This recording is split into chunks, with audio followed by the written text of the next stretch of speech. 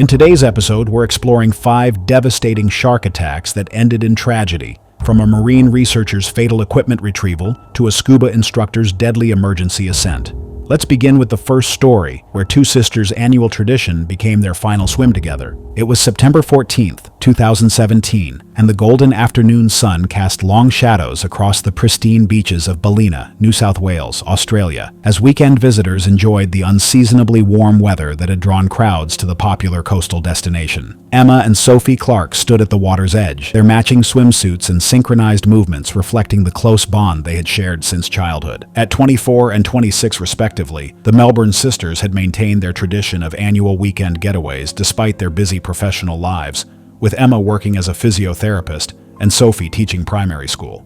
Both were accomplished swimmers who had grown up surfing together on Victoria's coast, their confidence in the water earned through years of experience in some of Australia's most challenging surf conditions. They had specifically chosen Ballina for this year's trip, based on online reviews praising its calm waters and family-friendly swimming areas, unaware that recent flooding had dramatically altered the local marine ecosystem. The sisters had noticed the small warning signs posted near the beach entrance about increased marine activity, but the vague wording seemed more like standard legal protection than urgent safety information. Local surf shops had been quietly discussing unusual bull shark sightings over the past week, but this information hadn't reached the tourist accommodation where Emma and Sophie were staying. Bull sharks are among the most dangerous sharks in the world, capable of surviving in both saltwater and freshwater environments that make them uniquely adaptable predators. Adult bulls can reach lengths of 11 feet and weights exceeding 500 pounds, with powerful jaws designed for crushing bone and tearing flesh. These aggressive hunters are responsible for more attacks on humans than any other shark species. Their territorial nature and ability to hunt in shallow, murky water, making them particularly dangerous to swimmers and surfers. The sisters decided to swim out to a sandbar approximately 200 meters from shore, their plan to race each other to the formation and back, representing the kind of friendly competition that had defined their relationship since childhood. Emma entered the water first, her powerful strokes cutting through the surface as Sophie followed close behind, both women laughing and calling out encouragement to each other. What they didn't realize was that a 9-foot bull shark had been patrolling the area for the past hour, drawn by the scent trail created by the recent flooding and the increased baitfish activity near the river mouth. The attack came without warning as Emma reached the halfway point to the sandbar, her rhythmic swimming stroke suddenly interrupted by a massive impact from below. The bull shark struck with devastating force, its powerful jaws clamping down on Emma's left leg and hip, while its muscular body thrashed violently in the churning water. Emma's scream pierced the afternoon air as the shark's razor-sharp teeth punctured through muscle and bone, opening massive wounds that immediately began bleeding profusely into the surrounding water. Sophie heard her sister's cry and immediately changed direction,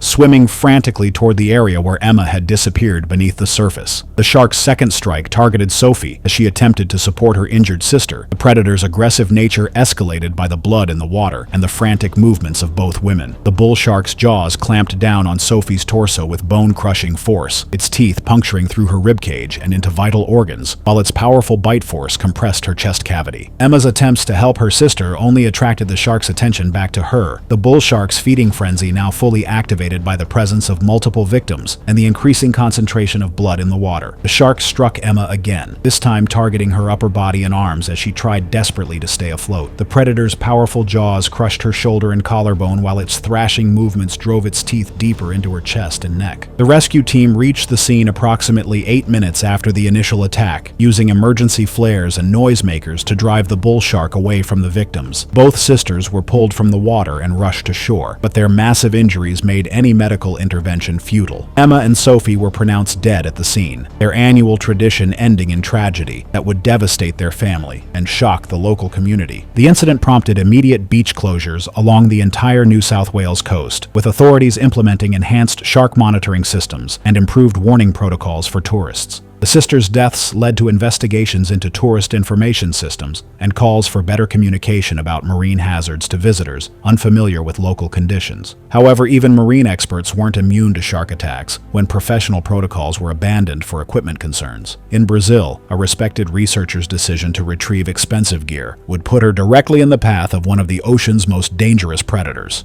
It was June 8, 2015, and the research vessel Oceano Azul bobbed gently in the crystal-clear waters off Recife, Brazil, as marine biologist Dr. Ana Ferreira prepared her equipment for another day of tiger shark behavioral studies. The 39-year-old scientist from São Paulo had spent over a decade researching coastal shark populations, her expertise in predator behavior making her one of Brazil's most respected marine researchers. The morning sun reflected off the calm surface as Ana worked methodically through her sampling routine, her movements efficient and practiced after years of fieldwork in some of the world's most shark-populated waters. Dr. Ferreira had chosen this particular location for its reliable tiger shark activity, the deep water channel near Recife's coast, providing ideal hunting grounds for the massive predators she had been studying. Her research focused on feeding patterns and territorial behavior, data that would contribute to conservation efforts and help reduce human-shark conflicts along Brazil's popular coastlines. Ana was working alone on the small research vessel, a decision she had made to maximize her limited research budget while maintaining the quiet environment necessary for accurate behavioral observations. The morning's work had been productive, with Ana successfully collecting water samples and deploying monitoring equipment that would track shark movements throughout the area. Her expensive underwater camera system had captured valuable footage of tiger shark feeding behavior, documentation that would support her upcoming research publication.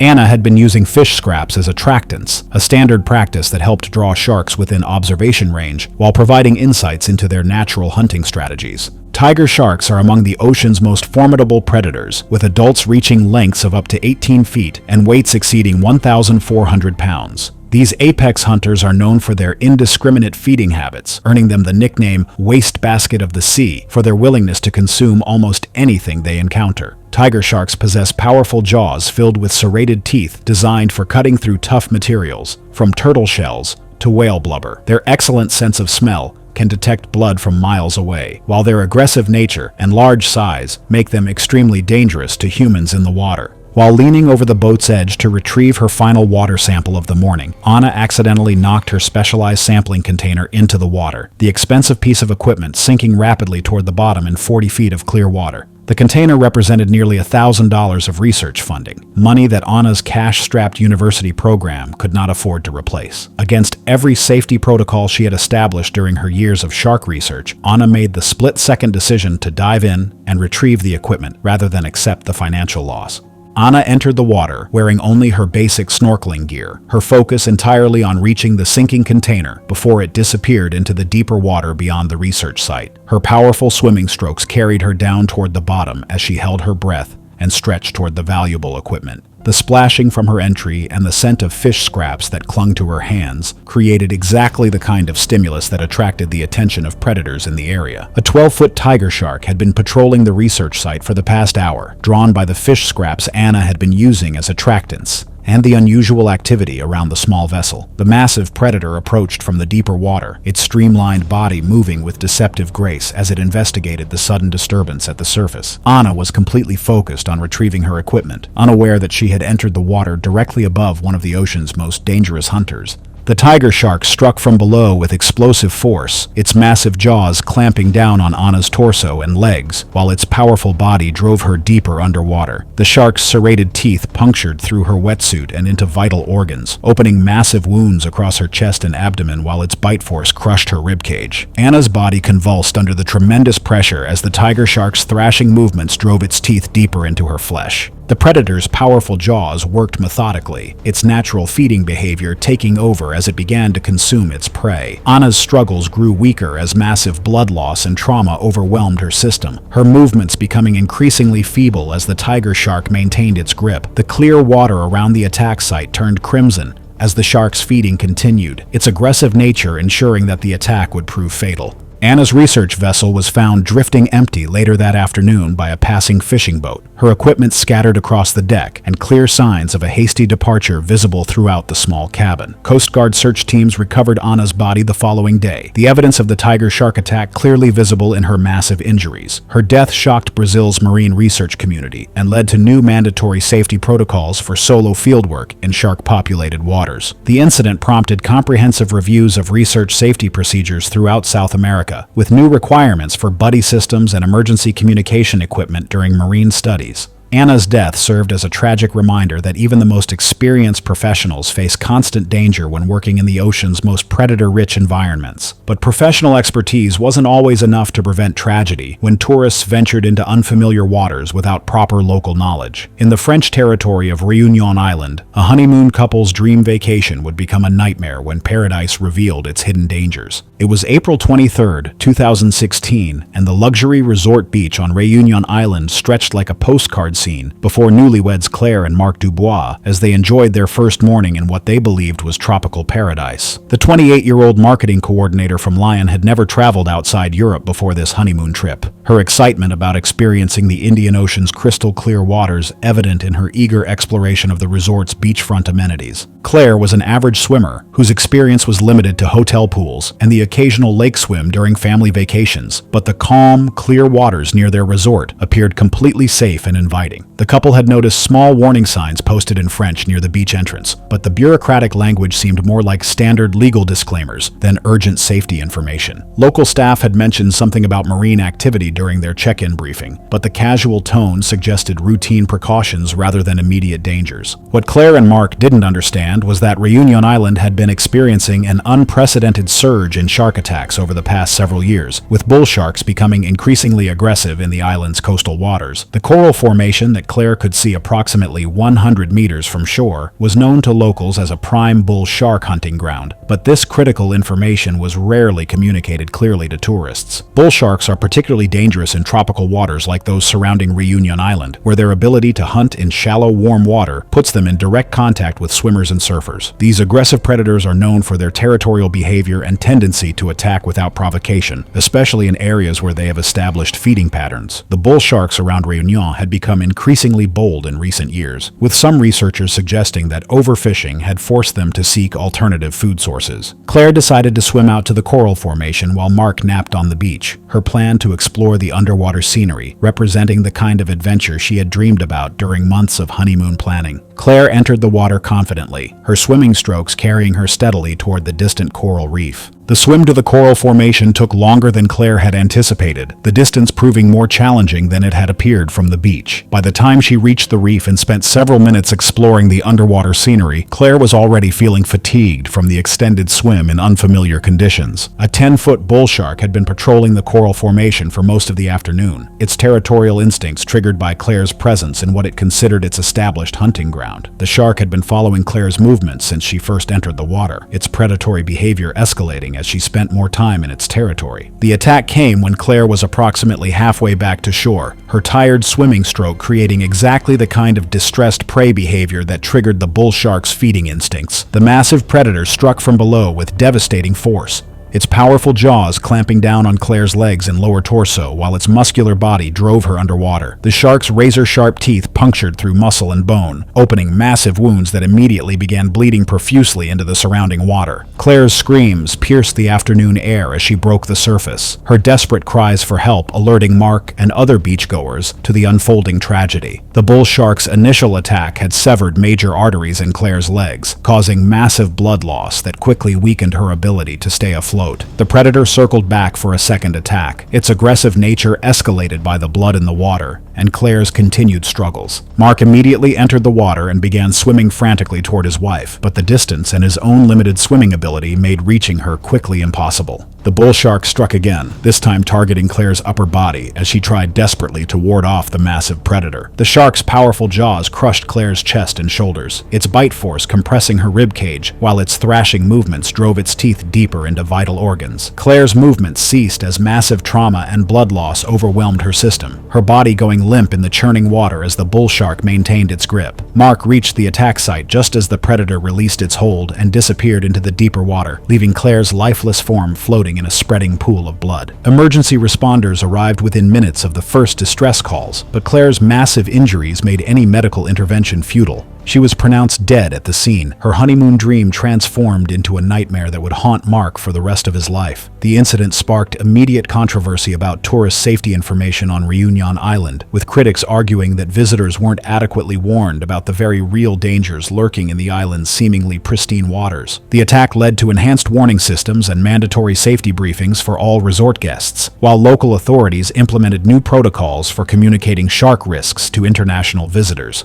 Claire's death became a catalyst for improved tourist safety measures throughout the French territories, ensuring that future visitors would be better informed about the hidden dangers in tropical paradise. Yet even experienced watermen weren't safe when routine activities went wrong in predator-rich environments. In Florida, a charter boat captain's decades of experience would prove inadequate when a simple accident put him in the water at the worst possible moment. It was August 11th, 2014, and the late afternoon sun cast long shadows across the deck of the charter boat Real Adventure as Captain Jake Morrison completed his end-of-day routine in the productive fishing waters off Jupiter, Florida. The 45-year-old divorced father of two had been working these waters for 20 years, his reputation for finding fish and ensuring client safety making him one of the area's most sought-after charter captains. Jake was alone on his boat, using the quiet time to prepare for the next day's charter by organizing his tackle and cleaning the day's catch. Jake's knowledge of local waters was encyclopedic, his understanding of seasonal fish movements and weather patterns earned through 2 decades of daily experience on the Atlantic. The veteran captain had survived countless storms, equipment failures, and challenging clients, his calm professionalism and genuine love of the ocean making him a favorite among both novice anglers and experienced fishermen. The afternoon's fishing had been exceptional, with Jake's clients landing several large amberjack and a massive grouper that would provide the centerpiece for their evening fish fry. Jake was cleaning the remaining fish at the boat's stern, his practiced movements efficient as he prepared fillets for his clients, while saving the scraps for chum on future trips. The routine task was one he had performed thousands of times, but familiarity had bred a casual attitude towards safety that would prove fatal. Great white sharks are apex predators that patrol Florida's coastal waters year-round, with adult specimens reaching lengths of up to 20 feet and weights exceeding 4,000 pounds. These massive hunters are drawn to areas of high fish activity, particularly around charter boat operations, where fish cleaning and chumming create concentrated scent trails that can attract predators from miles away. Great whites are opportunistic feeders that will investigate any unusual activity in their territory, their powerful senses capable of detecting even small amounts of blood in the water. While reaching for a dropped fillet knife that had slid toward the boat's edge, Jake lost his balance and tumbled backward into the water, his fall creating a loud splash that immediately attracted attention from marine life in the area. The combination of fish blood on his hands and clothes, along with the chum and fish scraps that had been accumulating around his anchored boat throughout the day, created the perfect storm for attracting dangerous predators.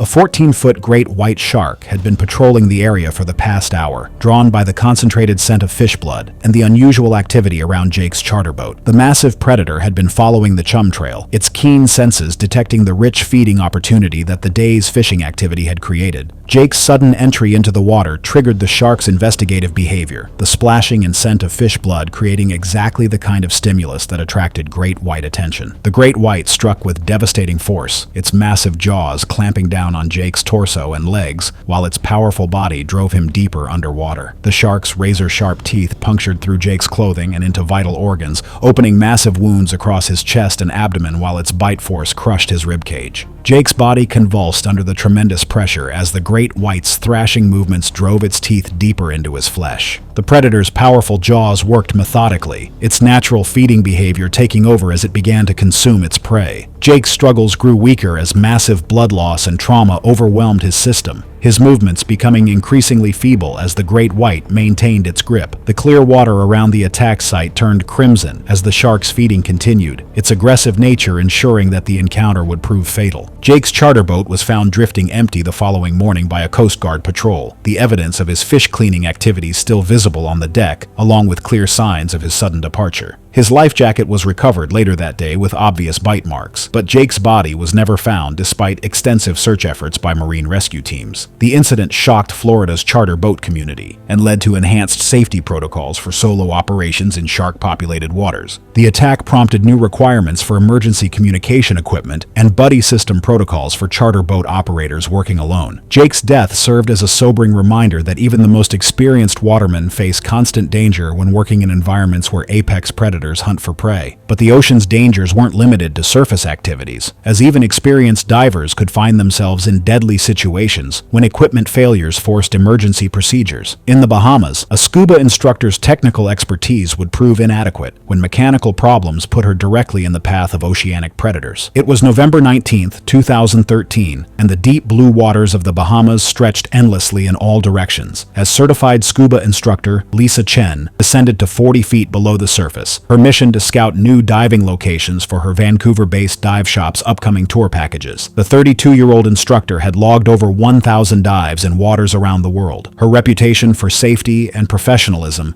making her a trusted guide for both novice and experienced divers. Lisa was diving alone to assess the site's suitability for recreational divers, her extensive experience giving her confidence in handling any challenges that might arise. Lisa's dive shop specialized in Caribbean adventures, and she had traveled to the Bahamas specifically to evaluate potential sites that would provide her clients with memorable underwater experiences while maintaining the strict safety standards that had built her business reputation. The location she was exploring featured excellent visibility and diverse marine life, exactly the kind of environment that would appeal to the recreational divers who formed the core of her clientele. Lisa's methodical approach to site evaluation included detailed documentation of depths, currents, and potential hazards. The morning's dive had been proceeding perfectly, with Lisa documenting the reef structure and marine life that would make this location ideal for her planned tour groups. Her underwater camera captured images of colorful coral formations and tropical fish species that would help market the site to potential clients. Lisa had been following her standard safety protocols, regularly checking her equipment and monitoring her air supply while maintaining the careful buoyancy control that marked her as an expert diver. Oceanic white-tip sharks are among the most dangerous sharks in open water,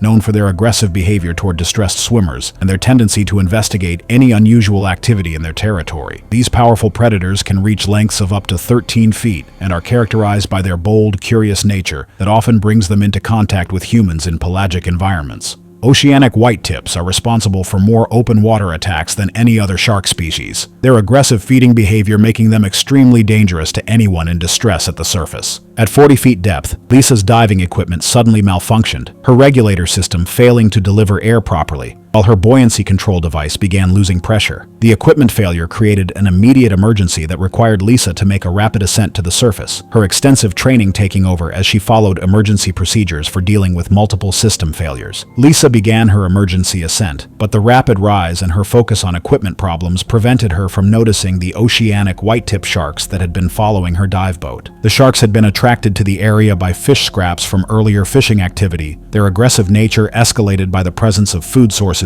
and the unusual activity around Lisa's dive boat. A 9-foot oceanic whitetip had been circling the area for the past hour, its bold personality driving it to investigate any disturbance in its territory. As Lisa broke the surface and struggled with her malfunctioning equipment, she created exactly the kind of distressed prey behavior that triggered the shark's feeding instincts. Lisa's emergency ascent had brought her to the surface approximately 100 meters from her dive boat, the distance making immediate rescue impossible while her equipment problems prevented her from signaling effectively for help. The oceanic whitetip approached with characteristic boldness, its aggressive nature overriding any natural caution as it investigated the struggling diver. Lisa was focused on her equipment malfunction, unaware that she was being stalked by one of the ocean's most dangerous predators. The oceanic whitetip struck without warning, its powerful jaws clamping down on Lisa's legs and lower torso, while its muscular body drove her underwater. The shark's razor-sharp teeth punctured through her wetsuit and into vital organs, opening massive wounds that immediately began bleeding profusely into the surrounding water. Lisa's body convulsed under the tremendous pressure as the shark's thrashing movements drove its teeth deeper into her flesh. The predator's aggressive nature was fully activated by the blood in the water and Lisa's continued struggles, the oceanic whitetip's feeding behavior becoming increasingly violent as it maintained its grip on its prey. Lisa's movements grew weaker as massive blood loss and trauma overwhelmed her system, her extensive diving experience proving useless against the raw power of the ocean's apex predator. The shark's powerful jaws worked methodically, its natural feeding instincts taking over completely. Lisa's emergency beacon activated automatically when her dive computer detected her distress, but the signal took several minutes to reach rescue services, while the oceanic whitetip continued its attack. By the time rescue boats reached the area, they found only Lisa's damaged diving equipment floating on the surface, along with clear evidence of the shark attack that had claimed her life. Her body was never recovered despite extensive search efforts by marine rescue teams. The incident led to new requirements for emergency surface protocols in shark-populated waters, with enhanced communication equipment and buddy system mandates for solo diving operations. Lisa's death shocked the international diving community and prompted comprehensive reviews of equipment reliability standards for professional dive operations in predator-rich environments. Thanks for watching. Click the next video showing how nature's perfect killing machines strike without warning.